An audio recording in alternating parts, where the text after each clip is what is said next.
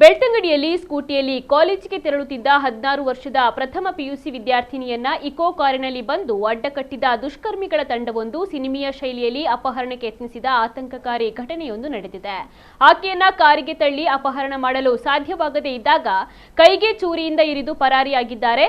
ದುಷ್ಕರ್ಮಿಗಳು ಮುಖಕ್ಕೆ ಮಾಸ್ಕ್ ಅನ್ನು ಧರಿಸಿದ್ದರು. ಇದೇ ವೇಳೆ ಅದೇ ದಾರಿಯಾಗಿ ಬರ್ತಾ ಇದ್ದ ಅಬ್ಬುಸಾಲಿ ಎಂಬುವರು ಬಾಲಕಿಗೆ ಆಪದ್ಬಾಂಧವರಾಗಿದ್ದಾರೆ. ಅಬ್ಬುಸಾಲಿಯನ್ನ ಕಂಡ ಮೂವರು ದುಷ್ಕರ್ಮಿಗಳು ಬಾಲಕಿಯನ್ನ ಬಿಟ್ಟು ಪರಾರಿಯಾಗಿದ್ದಾರೆ. ಕೂಡಲೇ ಅಬ್ಬುಸಾಲಿ ಭಯಭೀತಗೊಂಡಿದ್ದ ಮತ್ತು ಗಾಯಗೊಂಡಿದ್ದ ವಿದ್ಯಾರ್ಥಿನಿಯನ್ನ ರಕ್ಷಿಸಿ ಬೆಳ್ತಂಗಡಿ ಸರ್ಕಾರಿ ಆಸ್ಪತ್ರೆಗೆ ದಾಖಲಿಸಿ ಚಿಕಿತ್ಸೆಯನ್ನ ಕೊಡಿಸಿದ್ದಾರೆ. ಸಮಯ ಪ್ರಜ್ಞೆಯನ್ನ ಮೆರೆದ ಅಬ್ಬುಸಾಲಿ ಅವರ ಕಾರ್ಯಕ್ಕೆ ಸಾರ್ವಜನಿಕರು ಮೆಚ್ಚುಗೆಯನ್ನ ವ್ಯಕ್ತಪಡಿಸಿದ್ದಾರೆ. ಇನ್ನೊಂದೆಡೆ ಬೆಳ್ತಂಗಡಿ ಠಾಣಾ ಪೊಲೀಸರು ಆಸ್ಪತ್ರೆಗೆ ಭೇಟಿ ನೀಡಿ ವಿದ್ಯಾರ್ಥಿನಿಯ ಹೇಳಿಕೆಯನ್ನು ದಾಖಲಿಸಿಕೊಂಡು ವಿಚಾರಣೆಯನ್ನು ಆರಂಭಿಸಿದ್ದಾರೆ.